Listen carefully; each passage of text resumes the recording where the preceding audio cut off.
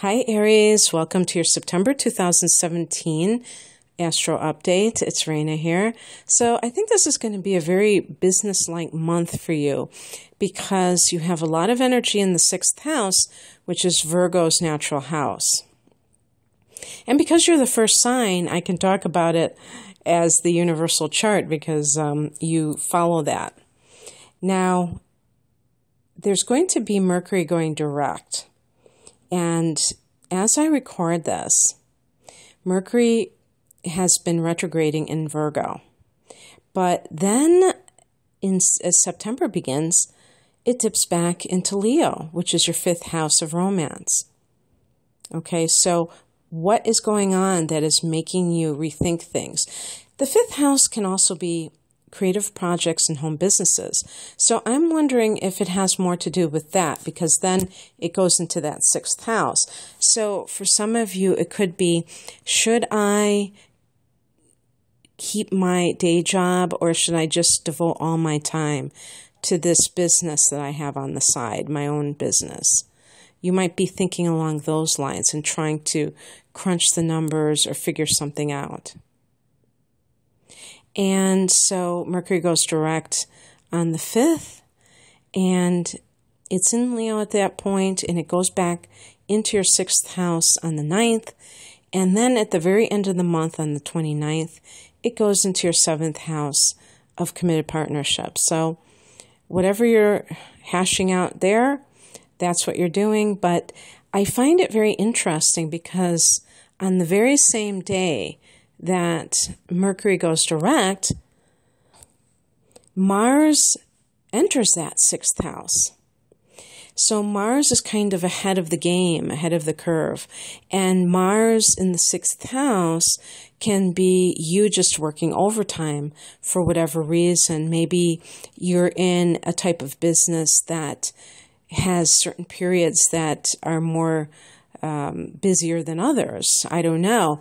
Or it could simply be that you're doubling down.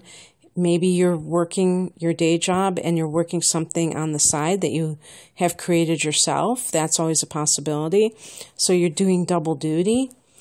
And the one thing that I would say, though, is be careful if you do have an actual workplace. Be careful about your dealings with coworkers because Mars in the 6th house can indicate some kind of conflict with them. And you may have been kind of dealing with those kinds of issues, before this. So that can just add gasoline to the fire if you're not careful.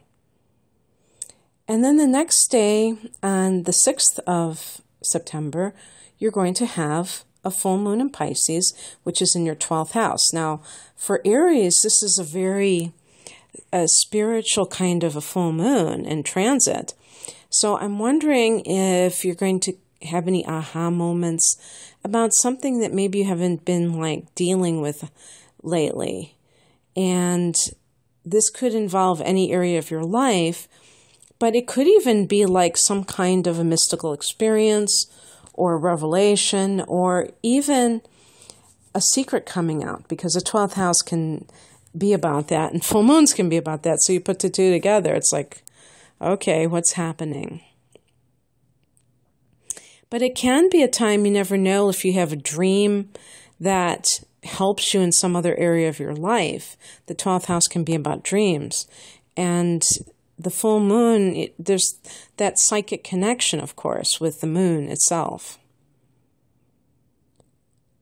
So you're going to have a new moon in that 6th house of work and health at the end of the month on the 20th, okay, in Virgo, 27 degrees of Virgo.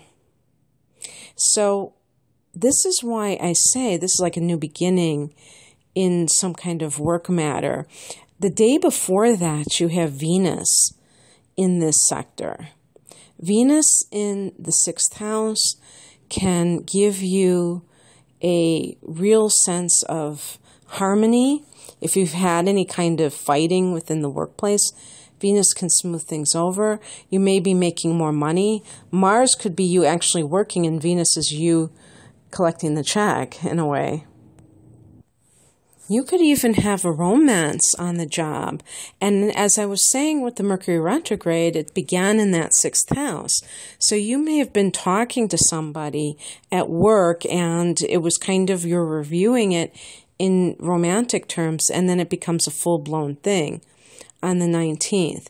And it's not lost on me that the 19th is right around the time when Mercury regains all of the strength it had before it went retrograde. When I say strength, I just mean it's going to go back to the degree it was when it retrograded.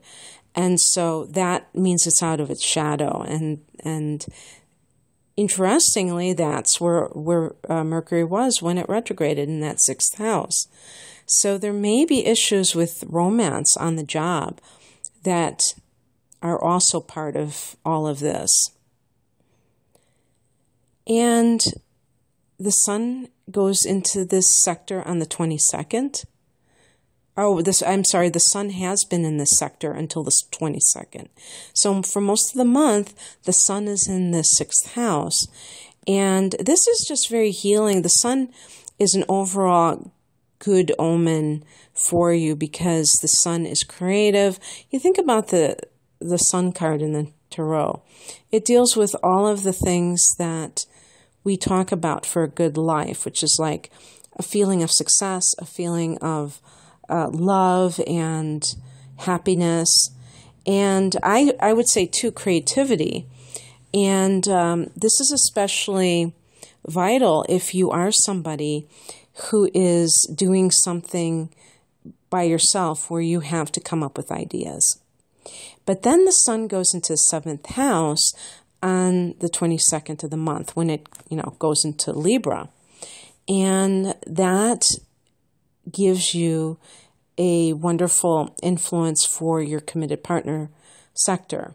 As I said before, Mercury joins the sun there a week later. And so if you've had any kind of issues with your marriage partner or the equivalent, that can boost things. But perhaps you've been having good times because you've had Jupiter in Libra for the last 11 months or so. And this is the last full month that Jupiter will be in Libra. So it's really a great time for marriage and any other type of partners you have, including business partners. You can really feel this sense of harmony and cooperation and grace and things like that.